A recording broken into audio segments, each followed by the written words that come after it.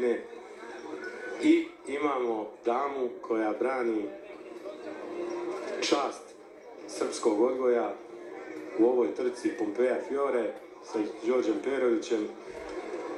Nešto slično bi mogao reći za nju kao što rekao i za prošlu trku za Viski Denjevca. Znači, trči prvi put ovu distancu, ali trči u mnogo jačoj, što kažu, sa mnogo jačim konjima na ovoj distanci, osim generacijskih trka koje je trčala prošle godine kao trogotka.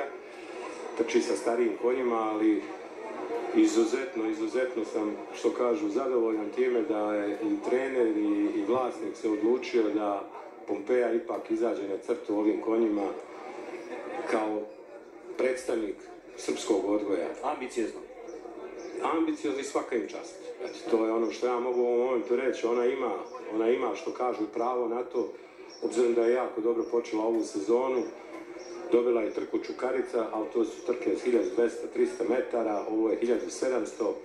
Prema tome svaka čast i što kažu imat će moje simpatije sigurno u ovoj trci. Ako ništa brani čast domaćeg odgoja, ovo su vrlo ozbiljni konji za srpske prilike.